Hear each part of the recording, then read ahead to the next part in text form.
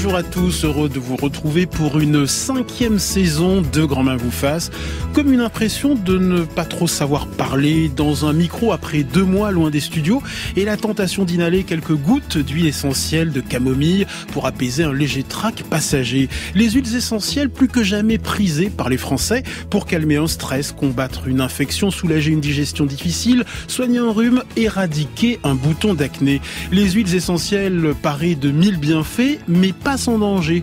Bien au contraire, nous verrons ce matin ce qu'est l'aromathérapie, quelles sont les vertus préventives et curatives des huiles essentielles scientifiquement prouvées, quelle est l'étendue de leurs propriétés, leurs limites, comment sont extraits les principes actifs, quelles sont les précautions à prendre, les contre-indications, et nous vous délivrerons quelques huiles essentielles indispensables dans votre armoire à pharmacie. N'hésitez pas à poser toutes vos questions, à témoigner sur l'application France Inter, sur la page Facebook de Grand Main vous fasse, sans oublier le standard 01 45 24 7000. Bonjour Baptiste Beaulieu. Bonjour Ali. Notre médecin romancier de retour tous les lundis. Au menu de votre chronique en milieu d'émission, on va parler un peu de justement des huiles essentielles, mais de la manière dont elles sont genrées. Et vous ferez également un point sur l'obligation du port du masque en extérieur dans de nombreuses villes. Tout à fait. Bienvenue dans Grand Main vous fasse, la vie quotidienne mode d'emploi. France Inter. Ali Rébehi. Grand bien vous fasse. Et 3 invités pour évoquer les bienfaits et les précautions à prendre avec les huiles essentielles. Bonjour docteur Françoise Quick-Marinier. Bonjour. Vous êtes pharmacienne, aromathérapeute et vous avez coécrit Huiles essentielles, le guide complet pour toute la famille. Et c'est publié chez Solar Éditions. Bonjour Roland Salès. Bonjour. Vous êtes ingénieur agronome, spécialiste en biologie moléculaire et cellulaire. Vous avez dirigé le laboratoire de neurobiologie de l'olfaction à l'INRA. Et vous avez notamment publié Faut-il sentir bon pour séduire? Bonjour docteur Gilles Dixot. Bonjour. Vous êtes président du Comité national contre les maladies respiratoires. Alors Françoise Quick-Marinier, une huile essentielle est la fraction odorante volatile des végétaux extraite par distillation, mais encore... Mais encore, c'est à peu près 10% d'urine végétale et c'est une partie extrêmement olfactive, on va en parler longuement, qui va avoir 2 aspects. Déjà, c'est classé dans les médecines complémentaires par l'OMS, et non pas alternatives, c'est très important. On peut aller de l'olfaction justement parce que ça sent bon, mais pas que ça, puisqu'il y a un effet aussi sur tout ce qui va être stress ou autre, mais on a aussi des effets très anti-infectieux, donc ça va être une large palette d'options pour différentes pathologies, tout en faisant très attention. Chaque huile essentielle est unique, chaque huile essentielle possède son odeur et ses caractéristiques spécifiques? Tout à fait, sachant que parfois l'odeur change pour quelques picogrammes de différence, donc c'est très aléatoire et en même temps formidable. En revanche, les huiles essentielles se mélangent très bien à l'alcool, à certains solvants, à n'importe quel corps gras, alors qu'elles ne se mélangent pas à l'eau. Exactement. Expliquez-nous pourquoi. Exactement, le nom est très mal choisi, huile essentielle, parce que ça n'est pas huileux comme une huile végétale, mais par contre, ça nous indique effectivement que ça n'est pas soluble dans l'eau, mais pas du tout. Donc c'est la fraction non soluble. Donc dans une plante, vous avez par exemple la possibilité de faire une infusion avec des principes actifs solubles dans l'eau, et les huiles essentielles qui, elles, ne le sont pas. Quel est le procédé d'extraction le plus courant, en quelques mots ? La distillation, comme on connaît également pour certains alcools, sauf que là, on ne va pas utiliser d'alcool ou d'eau, mais simplement de l'eau, la plus pure possible. Expliquez-nous concrètement, par exemple, comment on extrait une huile essentielle de lavande. Alors on va déjà la préfaner pendant une demi-journée, ensuite on va la mettre dans une très grosse marmite, c'est le principe de la cocotte minute mais en très gros. Ensuite on va envoyer de la vapeur d'eau dessus, donc la vapeur d'eau, comme elles sont volatiles, va entraîner ces huiles essentielles. Ensuite on va mettre ça dans un serpentin refroidisseur qui va leur permettre de se recondenser sous forme de liquide et on va les récupérer, elles vont se séparer comme un petit peu l'huile et le vinaigre, donc elles vont flotter en général au-dessus de l'eau pour la plupart et on va les récupérer ensuite, puis les filtrer. Expliquez-nous ce qu'est l'aromathérapie. C'est la thérapie par les huiles essentielles, mais n'importe qui peut s'improviser aromathérapeute? Alors c'est un terme qui a été créé par René-Maurice Gattefossé en 1930 à peu près, donc en France. Ça veut dire se soigner par les odeurs. On va beaucoup plus loin, puisque même s'il y a une odeur qui ne nous plaît pas, on pourrait se soigner avec de l'arbre à thé pour de l'acné par exemple. Par contre, effectivement, il y a aussi des limites à cette thérapie. En même temps, on peut soigner beaucoup de choses. Mais quelle est la formation des aromathérapeutes? Est-ce qu'il existe des diplômes reconnus par l'État? Alors, il existe des diplômes en université. J'en ai fondé 2 moi-même, un à Strasbourg qui n'existe plus, puis maintenant à Dijon, nous avons 2 diplômes universitaires qui sont réservés aux professionnels de santé. Après, vous trouvez un petit peu tout, c'est la jungle et c'est tout parfois et n'importe très quoi. inquiétant. Oui, quand même. Moi, ça m'inquiète.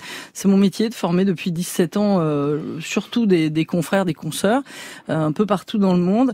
Mais on trouve aussi des choses sur Internet en 2 heures et vous avez des gens qui montent un cabinet, donc attention à ça. Il vaut mieux faire confiance à un professionnel de santé qui s'est formé, à un pharmacien, un infirmier, une infirmière. Déjà, je pense qu'il y a un diagnostic à avoir de la part d'un médecin, parce que on soigne pas tout, voilà. Et puis, des gens qui connaissent la santé, qui connaissent aussi les pathologies, les autres médicaments, parce qu'il peut y avoir des interactions médicamenteuses. Donc, je pense que c'est le plus sécuritaire, oui. Roland Salès, l'odeur des huiles essentielles détient des pouvoirs. Par exemple, je ressens un stress passager et j'inhale quelques gouttes d'huiles essentielles de camomille. Par quel mécanisme cette huile essentielle a-t-elle le pouvoir de m'apaiser ? Oui, alors là, vous posez une question à laquelle on a beaucoup de mal à répondre. Disons, on fait sentir quelque chose et on voit statistiquement une réponse, ça peut apaiser une partie des gens. Alors comment ça se passe entre le nez et le cerveau et la réponse comportementale? Alors ça, pour le moment, on est quasi incapable de le dire. On sait que dans certains cas, quand on inhale des odeurs, on va dire agréables ou apaisantes, il y a certaines zones du cerveau qui s'activent ou au contraire qui se désactivent, mais la plupart du temps, retracer complètement le cheminement du message entre le nez et la sortie comportementale, ça on ne sait pas dire. On ne sait pas comment agissent les molécules olfactives d'une huile essentielle censée nous apaiser. Non, pas du tout. Et alors, en plus, elle pose un défi aux scientifiques. Une huile essentielle, c'est un mélange de dizaines, de centaines, de milliers de composants, lesquels là-dedans sont actifs et lesquels vont jouer par la voie olfactive ou par la voie, si on l'applique sur la peau, par exemple, etc. Là, pour le moment, c'est extrêmement difficile. Et on aime bien le réductionnisme en science, c'est-à-dire qu'on aime bien trouver la substance qui fait quelque chose. Alors donc, on va fractionner, on va rechercher à isoler une molécule.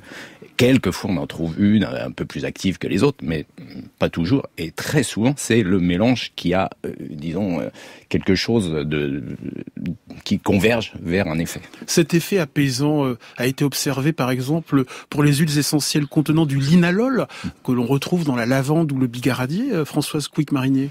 Tout à fait. On a même en Allemagne des études très sérieuses qui ont conduit à la sortie d'un médicament. Il s'appelle le Lasea en Allemagne, qui est utilisé en Suisse également, non en France. C'est l'équivalent de 2 gouttes d'huile essentielle de lavande, mais par voie orale. Donc on a quand même un passage effectivement sanguin. Donc on sait effectivement sur quels récepteurs, qui sont les récepteurs, les mêmes récepteurs qu'utilisent les anxiolytiques allopathiques, justement. Donc c'est le linalol, et on a justement une hydrolyse avec l'acétate de linalide. Donc effectivement, là, on a pu prouver comment ça marchait, et sur des cohortes de patients assez intéressantes. Roland Salès, les huiles essentielles possèdent des dizaines, des centaines de composés biochimiques différents. Oui, tout à fait. Et comme je vous disais, ça pose effectivement un problème. D'autant plus que si on ne s'intéresse qu'à l'olfactothérapie, c'est-à-dire à l'effet par l'inhalation dans le nez, eh bien, certainement, il n'y a pratiquement pas de molécules qui passent dans la circulation sanguine. Donc, ils vont avoir un effet pharmacologique comme un médicament. Donc, ça passe uniquement par le traitement cérébral du message qui va sortir une sortie comportementale. Question de notre médecin romancier, Baptiste Beaulieu. Oui, quels sont les niveaux de preuves scientifiques des huiles essentielles? Je dirais, il y a eu des études qui ont été faites, des études multicentriques, randomisées, en double aveugle.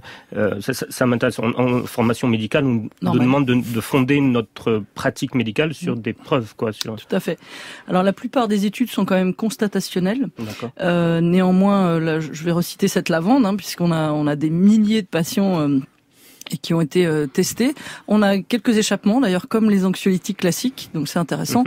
Néanmoins, on a le monde entier, peut-être même la France, est celle qui cherche le moins, même si on a beaucoup d'études, parce que justement, la législation en France, ce n'est pas considéré comme un médicament, donc on ne peut pas appliquer les mêmes règles.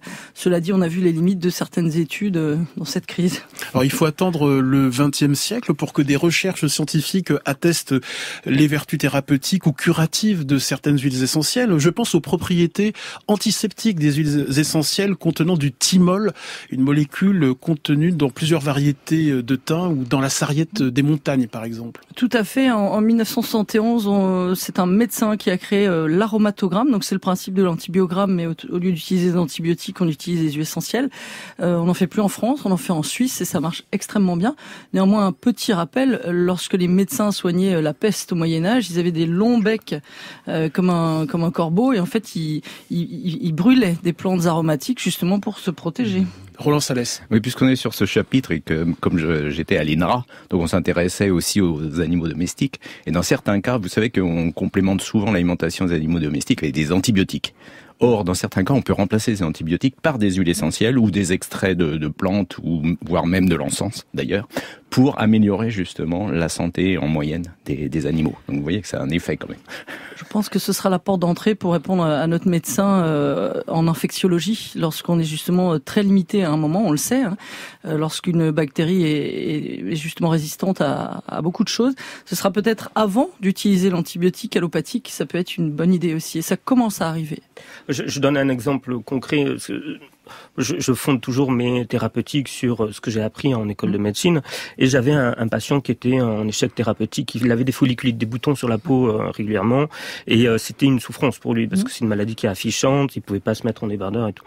Et il m'a dit un jour avoir essayé de l'huile essentielle de titri. Il avait plus rien. D'arbre à thé, pardon. Il avait absolument plus rien. Et moi, en tant que médecin, je suis conséquentialiste. C'est-à-dire que moi, ce qui m'intéresse, c'est que le patient aille mieux. Peu importe Exactement. De la manière dont il s'y prend. Le but, c'est qu'il soit plus heureux dans sa vie et qu'il ait plus justement se mettre en débardeur. Roland Salès. Oui, tout à fait. Ça, c'est vraiment... On a une collection de cas et une expérience des praticiens qui montre que ça marche. Alors, je vais pas dire que ça marche tout le temps, mais l'influence du praticien est aussi extrêmement importante. Du placebo aussi, peut-être. Aussi. Il y a un effet placebo. Si je peux citer juste un exemple d'une publication scientifique, c'était avec de la lavande. On fait inhaler de la lavande à des concentrations très faibles à des gens en leur disant, vous allez voir, ça va vous calmer. Effet attendu. Mais on leur dit, au contraire, à un autre groupe, on leur dit, ça va vous réveiller, ça va vous exciter. Eh ben, on voit une accélération du rythme cardiaque. Donc aussi, l'effet placebo et l'effet du praticien est capital. Le regard de Gilles Dixot sur les huiles essentielles, premier regard, peut-être critique. Alors, les huiles essentielles, nous on sait dans notre pratique que ce sont des irritants des voies aériennes, qui peuvent être des irritants extrêmement puissants. Et donc à manier avec énormément de précautions. J'en ai fait l'expérience il y a quelques jours. Une amie avait voulu me démontrer l'effet de je ne sais plus quelle huile essentielle contre les moustiques et j'ai fait une crise d'asthme, ce que je n'avais pas fait depuis 40 ans. Donc, les huiles essentielles à manier avec beaucoup de précautions parce que ce sont des irritants très puissants des voies aériennes et il suffit de mettre son nez au-dessus d'un flacon d'huile essentielle pour sentir tout de suite cet effet extrêmement puissant d'irritant de ces huiles essentielles.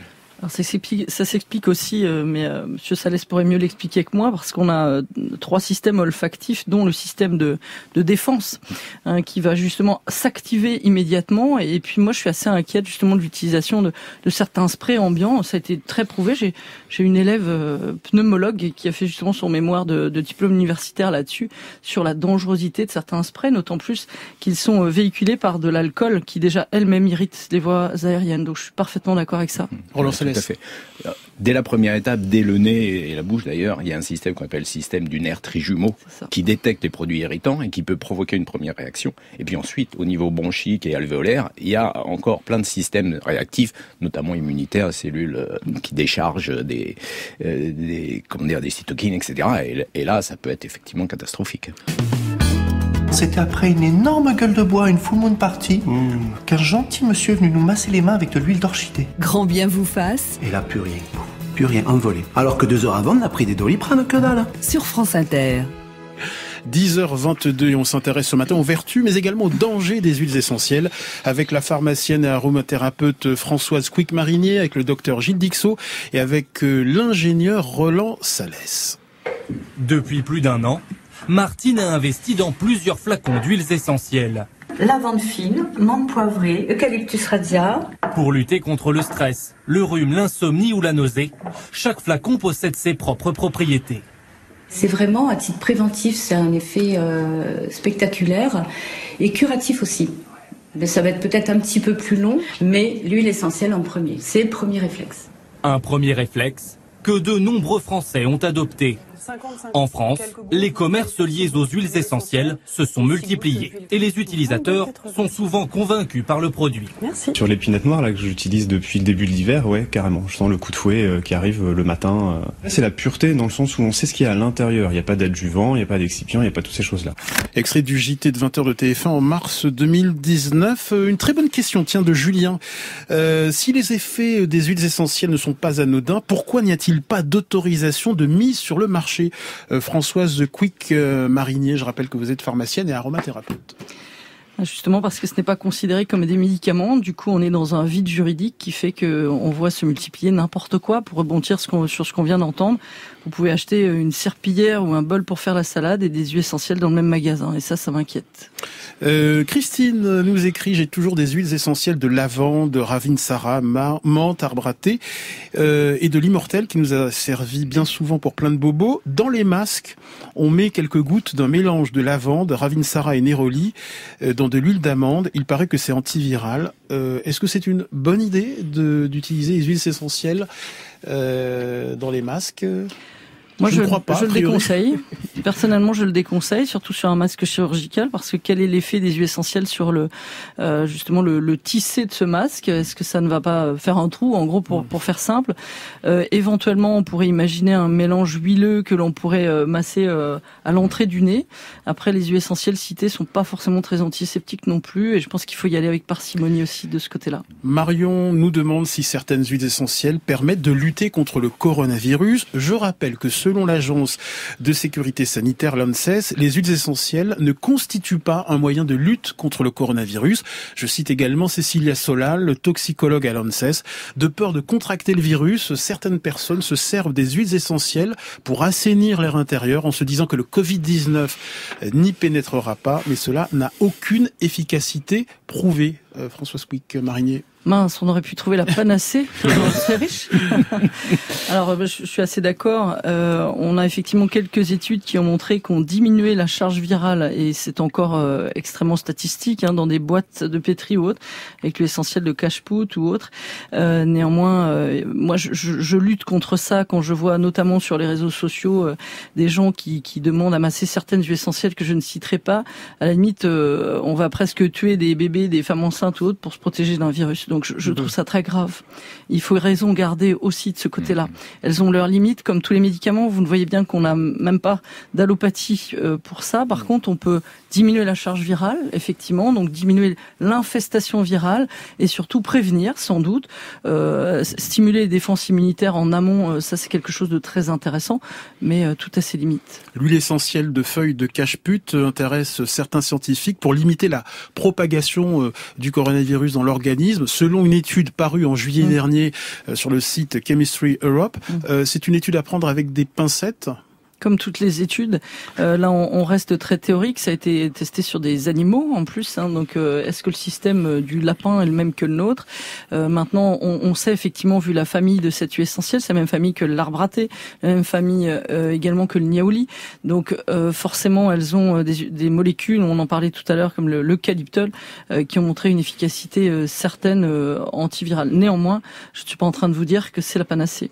Et rappelons que la plupart des propriétés curatives ou préventives des huiles essentielles sont documentées in vitro ou sur la souris. La plupart, on en a quelques-unes sur l'humain, on a parlé de la lavande, mais la plupart, effectivement, on en est encore à ces modèles-là, ce qui paraît logique. On va éviter de tuer les humains en testant ça.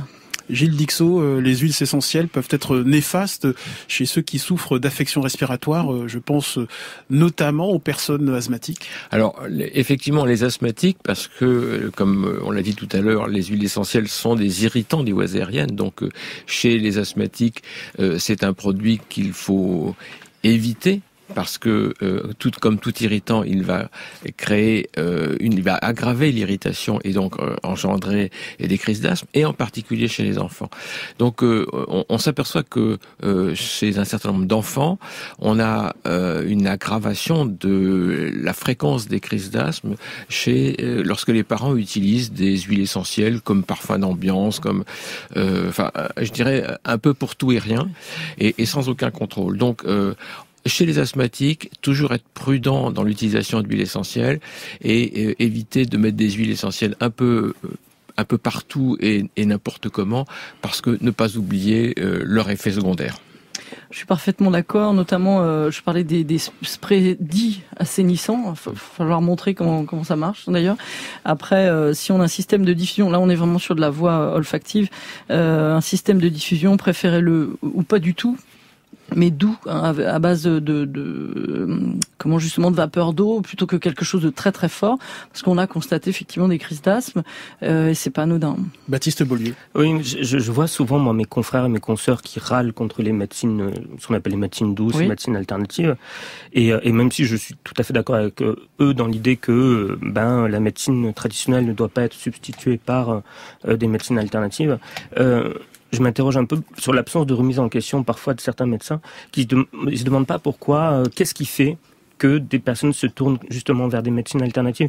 Qu'est-ce qui se passe dans la médecine française? Le manque de bienveillance, le manque de temps, le manque d'empathie peut-être, et puis la surcharge de travail. Qu'est-ce qui fait que des patients ne se sentent plus à l'aise dans ce colloque singulier qui s'établit entre un patient et son médecin, quoi?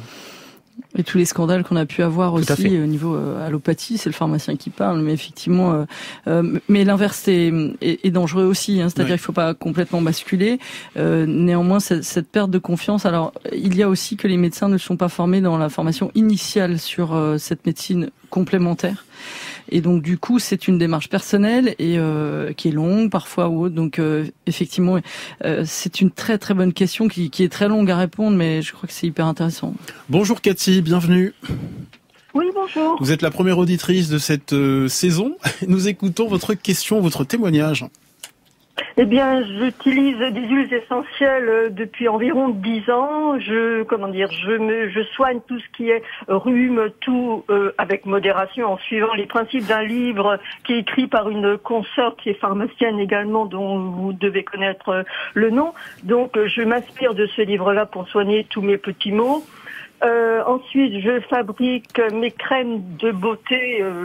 Ça me réussit, paraît-il, pour améliorer ma peau, pour mes cheveux, mes savons de soins, etc. J'en utilise beaucoup. Pour rebondir sur la question de Baptiste Beaulieu, pourquoi vous tournez-vous vers les huiles essentielles, Cathy ?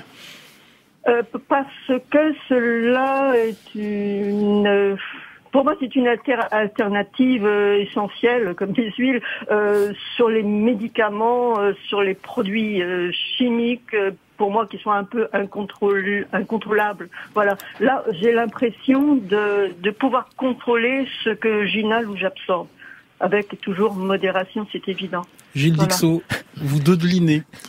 Oui, parce que le problème des huiles essentielles, c'est qu'on ne sait pas toujours trop ce qu'il y a dedans, parce que vous dites que vous contrôlez ce que vous utilisez, mais moi je suis assez sceptique sur ce point. Les huiles essentielles, c'est un procédé de fabrication qui est quelquefois un peu artisanal, qui n'est pas toujours bien contrôlé, et on ne sait pas toujours ce qu'il y a dedans. Donc moi je serais beaucoup plus prudent que vous, et je ne dirais pas que l'on contrôle de ce qu'il y a dans les huiles essentielles. Merci beaucoup Cathy pour votre témoignage. Paul nous demande s'il faut nécessairement utiliser des huiles essentielles bio, et plus largement, Françoise de Quick-Marinier, comment bien choisir une huile essentielle? Quels sont les éléments essentiels à prendre en compte? Alors je vais citer l'exemple des huiles essentielles qui ne sont pas obtenues par distillation et par expression, c'est-à-dire quand on gratte les zestes des agrumes. En règle générale, sur un agrume, un citron par exemple, on a à peu près 23 pesticides. Donc là, on les récupère dans le flacon. Donc se soigner de manière naturelle pour absorber autant de pesticides chez un bébé, par exemple, c'est gravissime. Je pense que c'est le meilleur exemple. Et on en retrouve aussi dans les huiles essentielles distillées, même si certains pesticides ne passent pas dans la distillation. La qualité, je suis assez d'accord également avec le docteur, c'est-à-dire que il faut des huiles essentielles où on a la composition, c'est-à-dire pouvoir récupérer ce qu'on appelle le bulletin de contrôle. C'est une chromatographie qui montre ce qu'il y a dedans. Et on a d'énormes d'énormes variations. Si je prends l'hélicryse italienne qui a été citée tout à l'heure, eh bien si elle vient des Balkans ou de Corse, il nous manque certaines molécules et l'une va être fluidifiée en sanguin, donc ça peut être dangereux, même si elle est efficace, et l'autre pas. Donc ces différences de composition sont importantes et c'est aussi pour ça qu'on peut pas faire un médicament actuellement, parce qu'on ne peut pas justement réglementer et avoir toujours la même composition comme un médicament chimique. N'oublions pas tout de même que la moitié de la pharmacopée encore provient des plantes, la morphine, etc., ou de dérivés des plantes, même de grands médicaments utilisés en oncologie, évidemment. Donc on n'a rien inventé, on connaît ça depuis longtemps. On commence à avoir de plus en plus d'huiles essentielles qui sont connues, citées. Donc comment bien choisir son huile essentielle, c'est ça, c'est regarder si elle est bio, si elle a une certification, si vous avez le nom latin exact, parce qu'on a vu des choses aberrante aussi, si ça correspond au nom français, si elle a aussi l'organe qui produit l'huile essentielle. Sur la cannelle, on peut avoir de la feuille, on peut avoir de l'écorce, c'est pas du tout la même chose. On va regarder aussi l'origine, puisque j'en ai parlé tout à l'heure, c'est très important, le numéro de l'eau, la date de péremption, puisqu'elle peut aussi être peroxydée, puis alors là, si on inhale ça, on déclenche une crise d'asthme, donc il y a plusieurs facteurs. Quelles sont les contre-indications et les précautions fondamentales ? La première chose, je vais prendre la devise des infirmières, primum non nocere, en premier, ne pas nuire. Ça me paraît indispensable. Donc, regardez aussi les pathologies qu'on a. Moi, j'ai certains patients à qui je ne donnerai rien, ou peut-être du essentiel de citron et encore. Pourquoi ? Ça, c'est la première chose. Eh bien, parce que, ils ne sont pas raisonnables, parce que on a cet engouement actuel sur les huiles essentielles. C'est pas le sujet, mais il faut penser à l'écologie aussi. On plante pas les huiles essentielles des plantes sur Mars, donc ça demande beaucoup de matériel aussi. Ensuite, les contre-indications, et bien suivant les molécules qu'elles contiennent, on leur attribue les contre-indications de cette molécule, du camphre ou du menthol ou autre. Donc suivant les pathologies dont on souffre, notamment l'asthme, on en parlait tout à l'heure, ou autre. Si on a une peau sensible, irritable, si on est allergique par exemple, on teste d'abord avant de se faire une magnifique allergie. On a des exemples de blogueuses qui ont fait des masques à la cannelle qui se sont retrouvés rouges comme notre pièce, quoi. C'est hallucinant. L'huile essentielle de cannelle qui peut brûler la peau. Au deuxième degré, pur. Qu'est-ce qu'un chémotype ou chémotype ? Alors ça, c'est justement notre devoir en tant que professionnel de santé de connaître, c'est les molécules qu'il y a à l'intérieur. Et justement, sur un romarin, c'est un peu comme le vin, suivant où le romarin va être planté ou récolté, au Maroc, en Corse ou sur le plateau du Larzac, et bien en fonction de la pluviosité, du soleil ou autre, elle ne va pas fabriquer les mêmes molécules. Donc on a les romarins dits camphrés, puisque c'est la molécule principale, le romarin dit à cinéole ou eucalyptol, qui est plutôt respiratoire et qui stimule la mémoire, et puis un romarin qui contient la verbenone, vous voyez, je vous cite les molécules, qui vient de Corse et qui va plutôt régénérer le foie. Néanmoins, chacune des molécules est plus ou moins présente. Allez, il est temps de retrouver la chronique de notre médecin romancier Baptiste Beaulieu. France Inter. Grand bien vous fasse. Apparemment, je suis venu un peu tôt, quoi. Je venais 1 heure plus tard, j'étais peut-être en pleine santé, ça se trouve. Et voilà, exactement. Baptiste Beaulieu. Oui, Ali, le recours aux médecines douces est genré. J'entends par là que plus de 50% des femmes disent y avoir recours régulièrement et contre seulement 30% des hommes. Et je me demandais pourquoi, en quoi, comment. Et puis j'ai pensé à Madame Poire. Madame Poire a 42 ans, elle est mariée, elle a 3 enfants et elle est secrétaire de direction. Son quotidien ? Elle doit gérer son boulot, les courses, les machines à laver, les enfants. Elle doit penser aux rendez-vous médicaux de son mari, de ses enfants.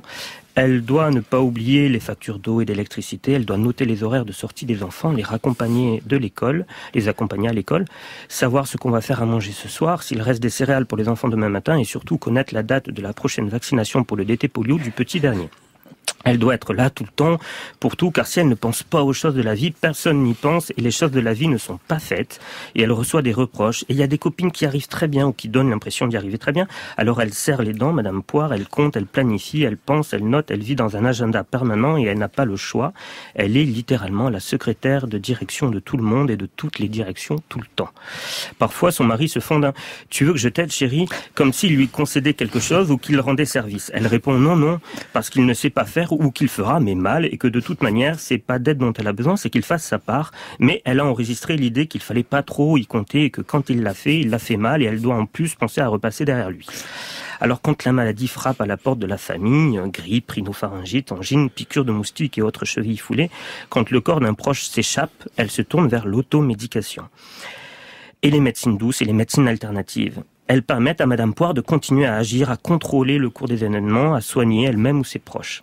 Parce qu'elle ne sait plus comment faire pour lâcher prise, Madame Poire. Parce que, à force de porter à bout de bras le foyer, les besoins du foyer, les besoins des enfants, les besoins du mari, d'être dans l'attention et le soin perpétuel, elle ne sait plus de quoi elle a besoin, Madame Poire. Elle ne sait plus déléguer, elle ne sait plus lâcher prise, elle ne sait plus, ou non, elle ne sait plus, peut-être existe-t-il des événements sur le cours desquels elle n'a aucun pouvoir, mais elle ne se souvient pas. Elle est enfermée dans cette machine et elle la fait tourner. En fait, ce que je veux dire, c'est que je me méfie un petit peu des huiles essentielles, je me méfie un peu des médecines douces, parce qu'elles sont parfois, souvent, un moyen d'amener insidieusement dans le foyer familial les conditions permettant de prolonger la charge mentale des femmes en leur faisant croire qu'il est aussi de leur ressort d'assurer la santé des membres du foyer en plus de tout le reste. Parce que finalement, maintenant, Madame Poire doit penser à prendre rendez-vous avec un médecin traditionnel pour les enfants et aussi penser à emmener les huiles essentielles nécessaires aux soins de la petite famille pendant les vacances. Quand est-ce qu'elle peut arrêter de penser un peu Madame Poire? Le regard du docteur Françoise Couic-Marinier. Mais comme je la comprends. Puis en plus, moi, mon rôle est déjà de soigner les autres. Donc à la maison, vous imaginez, mon fils depuis tout petit demande ses essentiels. Enfin maintenant il est grand, mais pour se soigner. Donc on va diminuer sa charge mentale. Ce sera très intéressant. On lui fera respirer un peu d'ylang-ylang. Ça diminue le nombre d'idées à la seconde. Le podcast de la chronique de Baptiste Beaulieu à réécouter notamment sur l'appli. Baptiste, la question de la semaine autour de la Covid-19. De votre point de vue de médecin généraliste à Toulouse, en fait-on trop avec le port du masque à l'extérieur? Alors c'est compliqué de répondre à cette question. Ce qu'on sait, c'est que le nombre de nouvelles contaminations augmente chaque jour. Mais en soi, c'est pas du tout un bon reflet parce qu'on teste beaucoup plus qu'avant. En vérité, il vaudrait mieux se focaliser sur le nombre d'hospitalisations en réanimation et c'est malheureux surtout sur le nombre de décès. Dans tous les cas, on sait que le virus il continue à circuler, le nombre de clusters augmente et personnellement, c'est mon avis personnel, je préfère porter le masque que la responsabilité d'avoir contaminé une personne fragile. Concernant l'activité physique, que dit l'Organisation mondiale de la santé sur le port du masque quand on pratique un sport, quand on court par exemple? Bien sûr. Alors l'OMS dit qu'a priori, ce n'est pas la peine de le porter durant une activité physique et on peut comprendre dans le sens où l'activité physique et l'augmentation de la fréquence respiratoire va de pair avec une augmentation des particules expulsées. Donc on pourrait se dire, mais c'est contradictoire. Donc on pourrait s'étonner, oui, de la raison pour laquelle l'OMS ne préconise pas ce port du masque pendant l'activité physique, mais je pense surtout que la transpiration, en fait, en humidifiant le masque, rend celui-ci poreux et donc particulièrement inutile. Gilles Dixot. Oui, en effet, lorsqu'on mène une activité physique intense, on augmente beaucoup sa respiration. Alors à la fois on ventile plus, donc si on est porteur du virus, on va diffuser plus de virus à l'extérieur et plus loin, puisque on souffle plus fort. Mais en même temps, on va humidifier le masque plus vite parce que lorsqu'on respire, on émet de la vapeur d'eau et cette vapeur d'eau va se condenser sur le masque et lorsque le masque sera humide, il sera moins efficace. Donc on a là un double problème. On a lorsqu'on porte un masque qui va devenir rapidement inefficace, ou alors il faut le changer toutes les 10 minutes, et encore. Et puis on a des porteurs de virus qui sont éventuellement plus émetteurs de virus. Donc il n'y a pas vraiment de solution claire là. Ça rappelle combien le temps scientifique n'est pas le temps civil, dans le sens où on a besoin de temps pour répondre à des questions aussi compliquées que celle-ci. Il y a tellement de paramètres qui entrent en jeu. Donner une réponse aussi rapidement, ça me paraît très difficile. Est-ce que le port du masque en extérieur est tenable longtemps psychologiquement, de votre point de vue, Baptiste Beaulieu? Alors, je sais pas, il y a des tas de pays, vous savez, qui font face à une pollution très importante, notamment des grandes métropoles où les personnes portent des masques tous les jours, sans que ça ait l'air de leur taper sur le système. Il y a aussi d'autres raisons pour lesquelles dans la culture asiatique on porte un masque.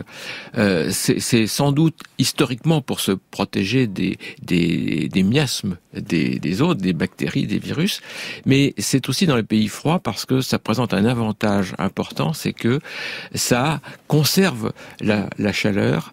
Lorsque vous expirez, vous, en quelque sorte, vous réinspirez la chaleur derrière, et ça diminue le risque de pathologie respiratoire. Tout à fait. D'ailleurs, on le voit dans l'hémisphère sud où il fait beaucoup plus froid en ce moment, où le taux de propagation du virus et la circulation du virus est beaucoup plus importante.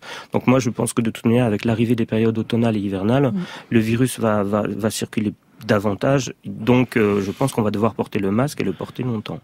Allez, on continue à s'intéresser aux vertus et aux dangers des huiles essentielles. France Inter. Grand bien vous fasse. Ali Rébéi. Donc là, vous avez à peu près 2,5 litres d'huile essentielle. Il aura fallu pour l'obtenir l'équivalent à peu près de 600 kilos d'aiguilles de pin avec les bourgeons. Un concentré puissant à utiliser avec certaines précautions. Il y a un an, Amandine a mélangé des huiles essentielles dans son bain sans les tester sur sa peau auparavant. Une fois sortie du bain, j'avais des plaques d'urticaire partout, sur toutes les parties du corps, vraiment sur tout le corps ou qui était en contact avec les huiles, en contact avec l'eau, quoi. J'ai eu peur sur le coup parce que du coup, quand même des plaques partout, du coup, je me suis demandé ce qui se passait. En 10 ans, certains centres antipoison ont vu quadrupler le nombre d'intoxications par les huiles essentielles. Extrait du JT de 20h de TF1 en février 2018. On s'intéresse donc aux vertus mais également aux dangers des huiles essentielles avec la pharmacienne et aromathérapeute Françoise Quick-Marinier, le docteur Gilles Dixot et l'ingénieur agronome Roland Salès. Comment bien utiliser les huiles essentielles, Françoise Quick-Marinier? On l'a dit au début, j'entends parler du bain, les huiles essentielles ne sont pas solubles dans l'eau, donc elles vont flotter comme des yeux sur la soupe, et effectivement, ça peut être très irritant. Certaines molécules, comme là, du sapin, vont bien irriter. On a des allergènes dans les huiles essentielles. Alors, ça dépend de la qualité aussi, c'est important aussi. Donc, l'avantage, c'est qu'on peut les utiliser sous différentes voies, comme n'importe quelle autre thérapeutique. Alors, il y a la voie orale, là, je conseille plutôt des choses toutes prêtes, sous forme de capsules, déjà diluées dans de l'huile végétale. Beaucoup de laboratoires en font, et ça évite aussi les brûlures d'estomac, les remontées, etc. Quand on est sujet aux brûlures d'estomac ou au reflux, on s'abstient aussi.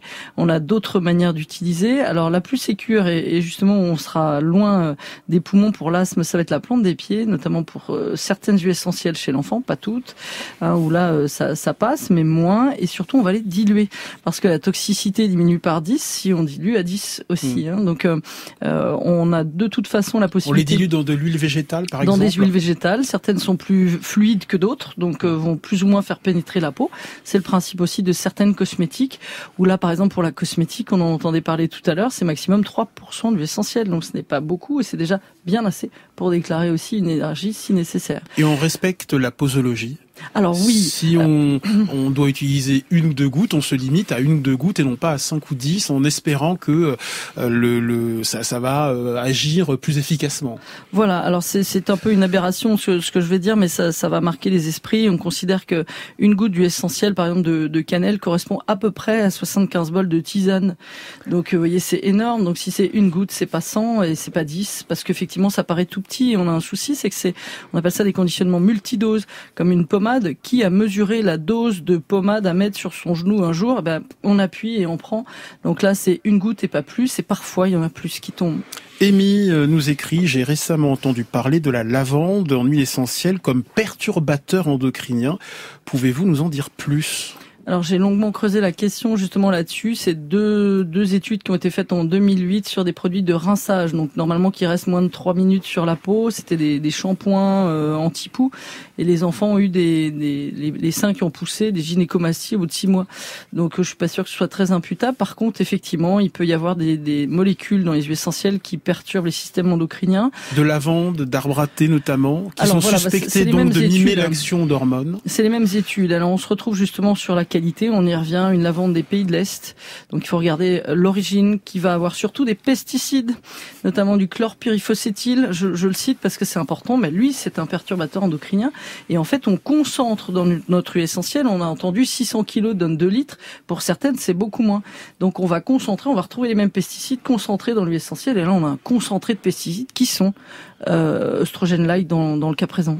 Quelles sont les interactions à éviter? Certains principes actifs peuvent empêcher l'assimilation de certaines molécules médicamenteuses. Je pense à l'huile essentielle de millepertuis qui ne doit surtout pas être associée à un traitement immunosuppresseur. Le millepertuis peut également réduire l'efficacité d'antirétroviraux contre le VIH, par exemple. Alors excusez-moi, je me permets, c'est la plante qui a justement cette interaction. L'huile essentielle qui est très rare n'a pas cette interaction.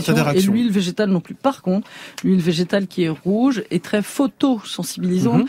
Donc si je vais sur la plage et que je mets ça, je finis homard cuit et même longtemps. Et chez les grands brûlés après. Et voilà, chez les grands brûlés. Donc on va éviter, surtout avec de la cannelle. Bonjour Christine, bienvenue. Bonjour, bienvenue aussi. Moi, je voulais poser la question suivante. Mon fils a de l'eczéma sur les mains. Et avec la Covid, il faut souvent qu'il mette du gel. Et de ce fait, il a les mains complètement abîmées. Quelle huile essentielle pourrait-il utiliser, puisqu'il utilise des crèmes classiques, mais qui n'est pas pour l'instant pas très efficace. Quelle huile essentielle pourrait-il mettre ?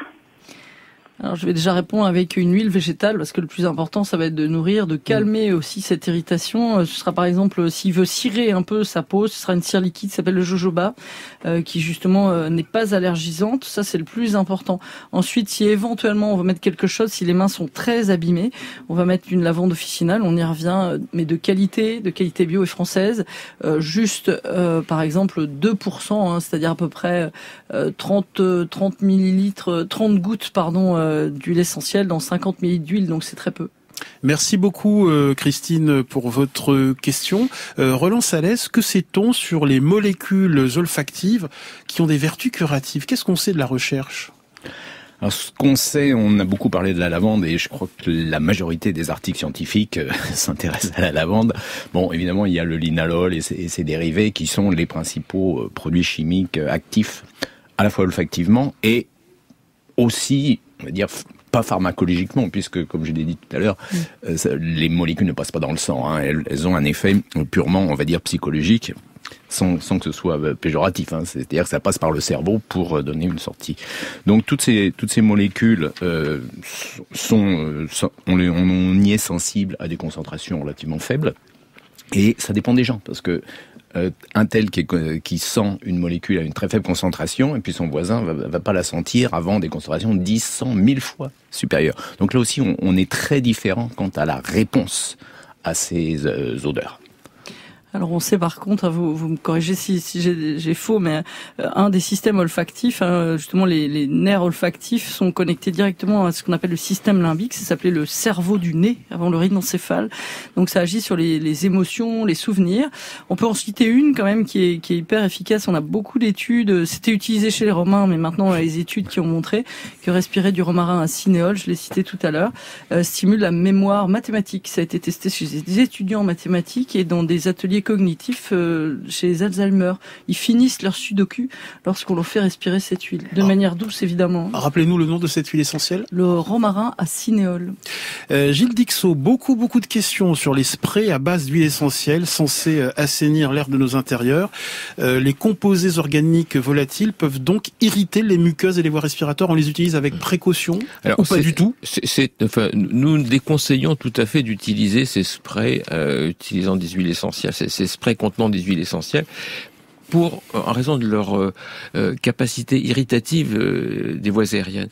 Je vais prendre un autre exemple, c'est celui par exemple de tous les produits d'entretien de la maison qui contiennent beaucoup d'allergènes, beaucoup de parfums qui sont également des allergènes. Alors on a une tendance actuelle à fabriquer soi-même ces produits d'entretien, c'est ce que nous conseillons. On a un certain nombre de recettes que nous avons diffusées, mais certaines personnes veulent ajouter derrière des huiles essentielles dans ces produits d'entretien qui ne contiennent pas d'allergènes ni d'irritants, et on leur dit non, ne le faites pas. C'est pas la peine d'ajouter un irritant, puisque si on fait ça, c'est pour ne pas avoir d'irritant des voies aériennes.